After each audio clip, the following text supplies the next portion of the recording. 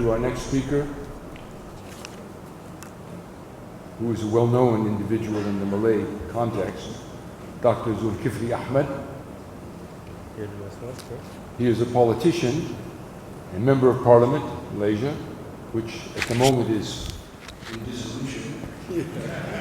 No longer. And represents the Selangor constituency in Selangor.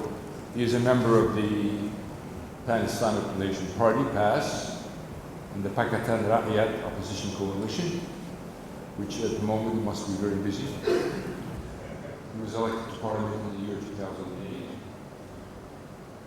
and has been serving in that capacity in Selangor since then. And he's also well-known, concerned, and committed thinker about the issue of egalitarian representation in Islamic democracy.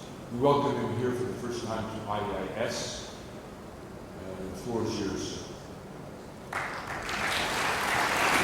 Thank you, Professor. Thank you, Professor Karim Grau. Fellow panelists, Professor Farid and Dr. Farouk, Your Excellencies, distinguished audience. May I begin with Assalamu alaikum wa rahmatullahi wa barakatuhu. Salam sejahtera. First and foremost, allow me to register my word of thanks for having me here. It's such a breather to be able to come to a forum like this in the heat of what is supposedly to be the most exciting general election. And I must say that it's being very privileged to be able to speak on this platform, and I wouldn't want to waste more time and to get straight into this very acrimonious, if I may use that word, debate on democracy and Islam that has been long outstanding. And I would perhaps focus my submission on the topic of political Islam, of which I call myself an Islamist Democrat, without fear or favor. That's what I stick to, going in the line of my guru, Rashid Ghanouchi, of which I have the privilege to be under his tutelage when I was doing my PhD in London way back in 1993, 91 to 93, when he took political asylum in the UK. I would want to register, and I would want to say by way of introduction that that this invocation on rationalism and others that have been said by Professor Kamal and also my brother Farouk, Dr. Farouk, permit me to just enlighten you a bit, perhaps, to remind you as to how the Sharia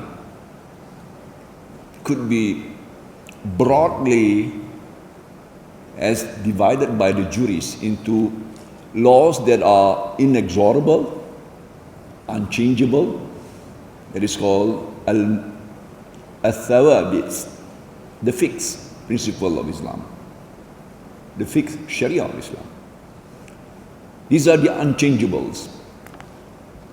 Matters that pertains to Aqidah, article of faith, of morality, those are not contextualizable and changeable with time and space. These are the inexorable law called al-thawabit in Islam. And another set of principles, however, subjected to contextualization of space and time. And these are the changeables. And in the Sharia terms, it is called al-mutaghayyirat.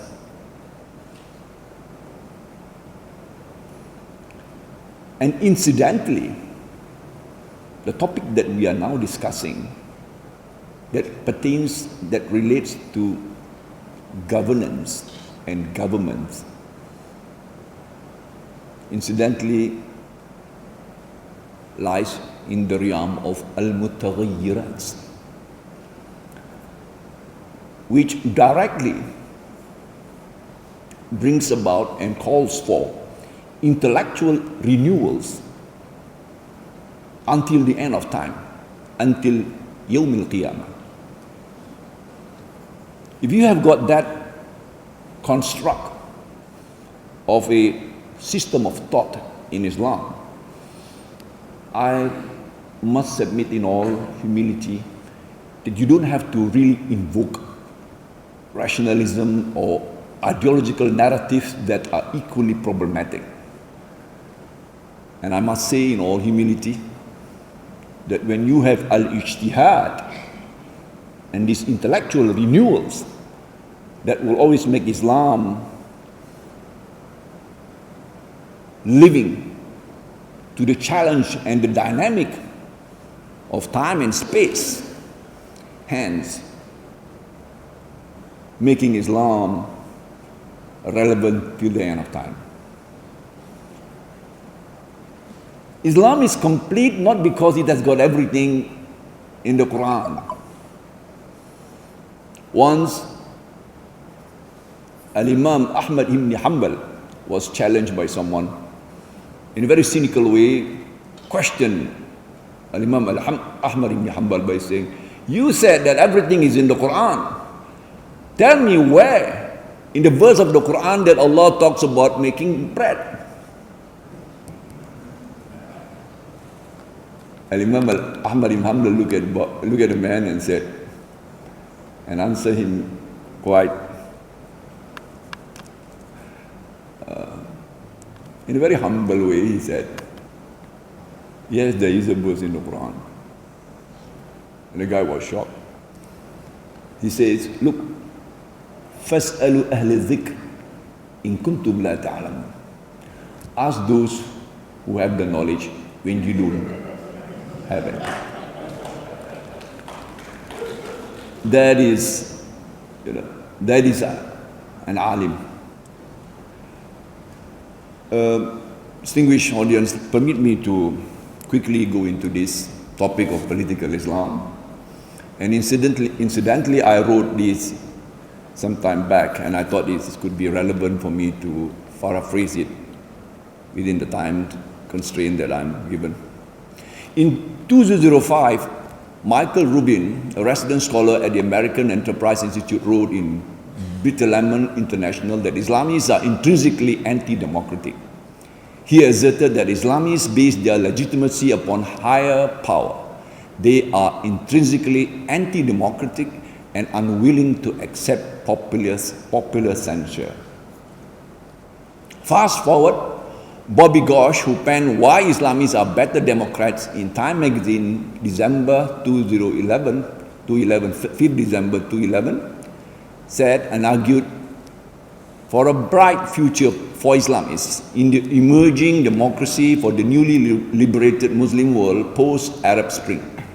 He opined that Islamists are poised to do better than their liberal rivals because they were people-friendly and not corrupt.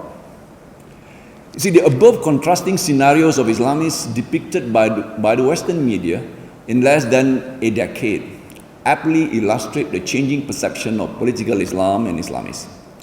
Now, lest you have been oblivious of political Islam and Islamists, let me recapitulate. A good grasp of these value-loaded ideological terminologies would facilitate understanding of one of the most misunderstood political actors in contemporary power politics. Admittedly, though, political Islam is an invention of Orientalist thinking and socio-political scientists of both Western and Middle Eastern origin.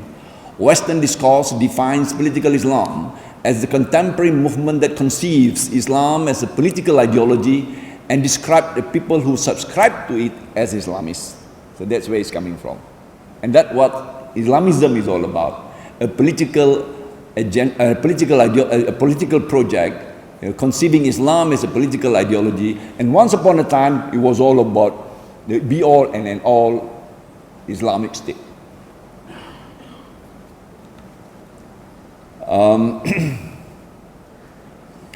An Islamist, going by this definition, ranges from a jihadi to democrat in an ideological milieu that is far from monolithic or homogeneous.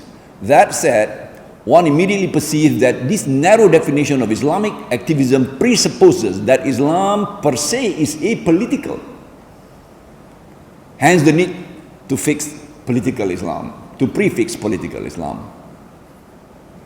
That premise is both misconceived and fundamentally flawed.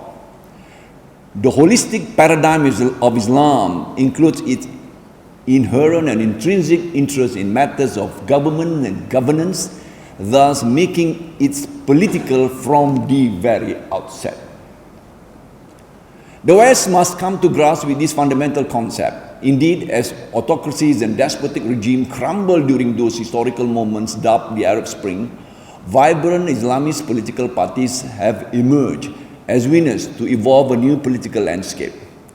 Interestingly, at home, the Islamist party PAS represent the world phenomenon of political Islam, although with its own political backdrop and historical narratives. Nonetheless, it would be appropriately categorized as political Islam, insofar as undertaking the political project of advocating Islam as seeking political dominances and relevance in an open electoral contestation ever since its inception. Indeed, PAS was engaged in an electoral contest and democratic processes earlier than its counterpart, such as the Middle Eastern Muslim Brotherhood, Indo-Pakistani Jamaati Islami, or as well as Indonesian Islamists. Simply put, PAS were earlier Democrats, perhaps, than many of our contemporary Islamist movement around the world. That political Islam is currently undergoing a critical crossroad is indeed an understatement.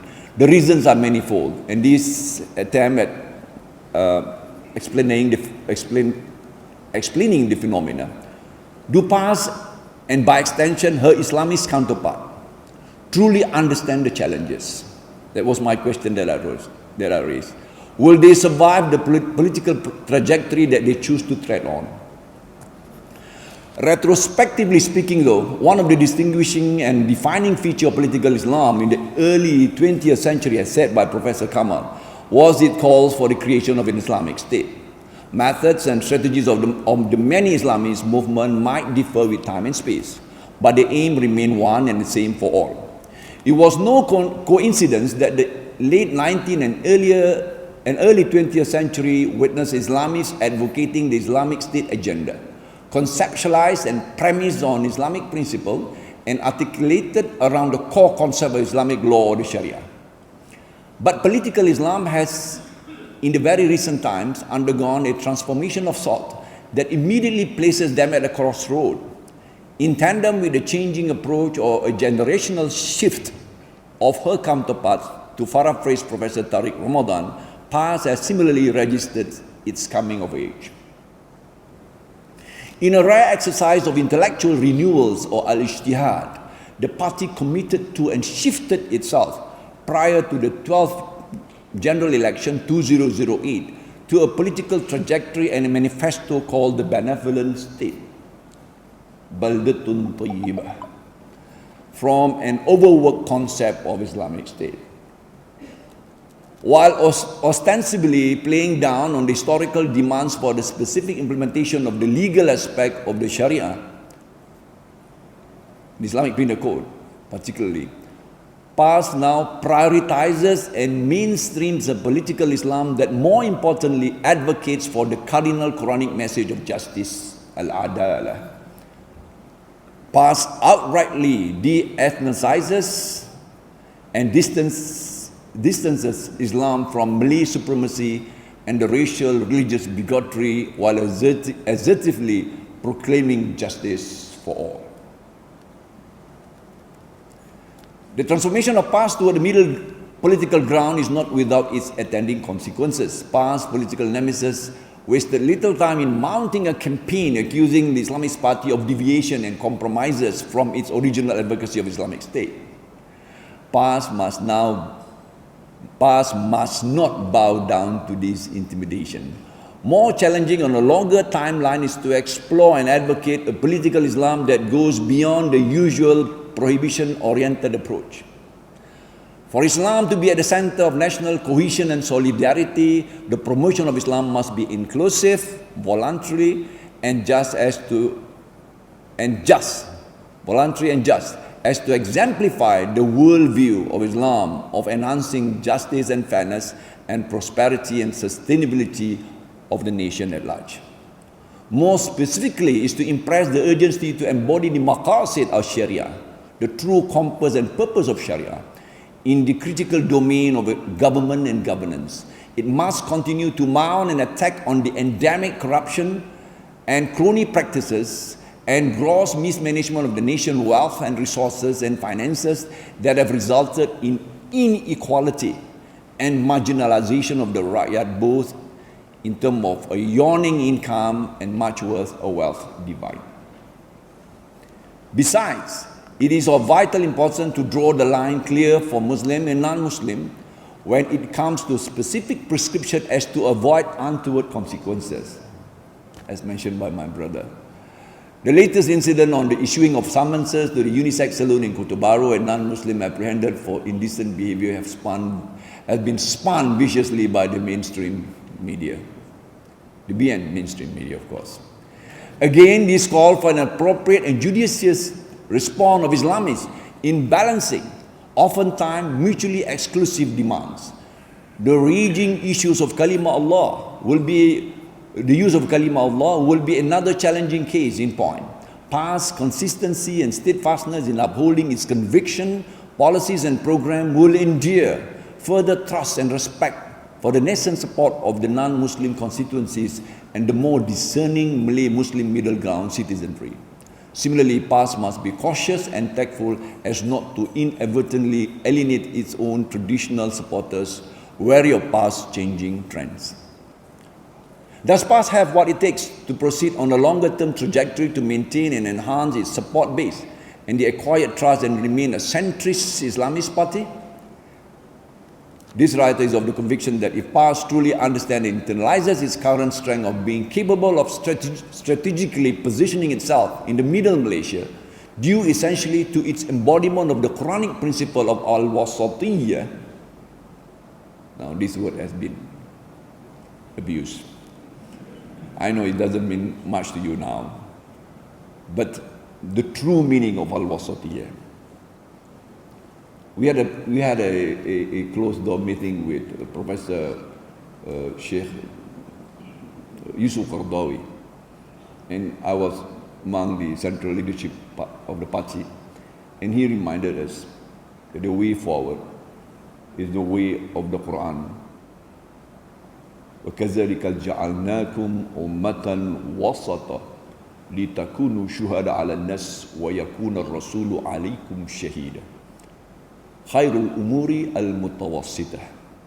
So now that the word has been abused by someone else, it's so difficult for us to bring about, the correct understanding of it, because, anything that is Arabic sounds quite right. So everybody is abusing it, yeah? So, so may I just come to this abrupt conclusion by saying that, it's going to be how the Islamists, particularly in the national context, PAS, would be able to maintain its steadfastness to embodying the Quranic imperative of al-adalah, of al-wasatiyah, of rahmatan lil alamin, Islam as a mercy to all mankind, and address the negative perception which will eventually give way to a more profound mutual respect and trust. I think before ending that, could I just quickly address also what Ghanouchi, since the topic is on Islam and democracy, I would also like to quote. You have 10 minutes, you can take your time. Oh, I have 10 more minutes. I didn't quite realize I have the luxury of time. This is what I like about intellectual discourse like this. Right, thanks, Prof. May I just say this? Ghanouchi, incidentally, and strangely as well, said this. He opined that an Islamic model of democracy may arise out of a marriage between liberal democratic tools and procedures on one hand, and the Islamic code of ethics and values on the other, thus averting some of the negative features of liberal democracies and its many broken promises. This is like almost like getting the good of both worlds, if that is the right way to put it. And let me just quickly also remind myself that in one forum in university, it's an intellectual forum, I have this panelist who's coming from this term Ulama Muda, UMNO, and one of Fathul Bari's colleague, and he's a PhD holder. And he came round, and among his early by way of his introduction, made it very loud and clear that democracy is haram. And we are only using it just like using it in the time of darura, of emergency. I was quite puzzled by this kind of thoughts. So I said, if truly democracy is haram, it's just like pig. If pig is haram, the meat of the pork is haram. But he said, but in time of dire need, that is the only food, and you can eat it. I turned around to say to him that, yeah, that is understandable. But this democracy that we have made use of is not taken in the light of just an emergency situation. It look like we have thrived in this democracy, especially UMNO. I mean, it's not taking democracy because this particular person has a problem with understanding the whole intellect, perhaps the whole worldview of political Islam, perhaps. He's clueless. Forgive me for saying this. He's clueless over what is a democracy and what is a political order, what is political government. And outrightly he's saying that this is haram because this is not Khalifah, it's not Khilafah, it's not what the Prophet brings. It's not what Islam brings. This is democracy of the West. So it is haram. But we are using it because it's darura. And I said darura means ad-darura tubihul mahzurat, as well ad-darura to qadar bi qadariha. That is the Islamic legal maxim, yeah, Prof Kamal, yeah? So when it is darura, you can only take what is essential for you to survive. But you have survived all these 5 over decades with democracy, and you call it darura? I mean, this is where you find scholars. I regard him as scholars. I mean, he has got a PhD in religious studies. I don't. I'm a toxicologist by training, but I have a lot of interest in Islamic jurisprudence. I studied Islamic jurisprudence from great minds studying in the UK once upon a time. So I think this is why, Prof Kamal, you have this basic flaw in the educational makeup of our education. There are crimes that we have committed out of the failure to address basic things like worldviews, ideology, and philosophy. You know, you can be an expert, a PhD in cardiothoracic surgery, blah, blah, blah, whatever. But when it comes to addressing ideology, philosophy, something as basic as that, our education system doesn't provide for that. Liberal studies. So they are almost like kindergarten, almost like zero. So they look very intellectual. They want to be seen like intellectual. But then when you listen to them, you know that there are basic lacuna or basic flaws in the whole, in the whole thinking process. And I would dare say that this is the crime of our education system. If ever Pakatan Rakyat is to be able to come to Putrajaya, this is one of the things we would like to address and reform. Basic, fundamental in education to bring about an enterprising graduate, morally upright, intellectually superior. I think this is very fundamental to address the issue of, reviewing the education of philosophy that is based on a thinking education rather than one that stresses on excellence, and that is only academic. Right, let me just quickly round that up by saying that in order to address the last question that I've raised, Ibn Ashur,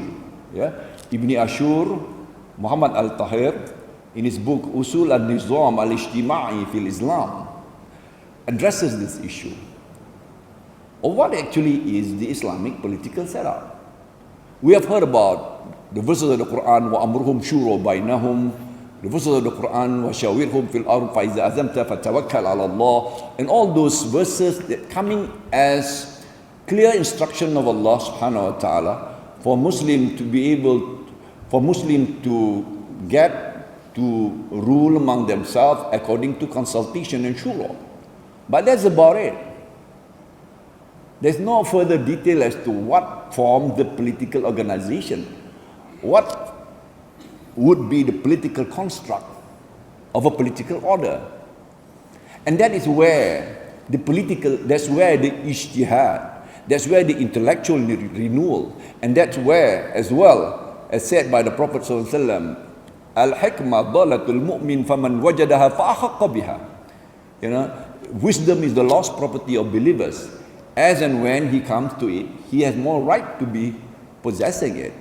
And that kind of knowledge, whether it's coming from the West, whether it's coming from the East, could be well integrated into the body politic of Islamic knowledge.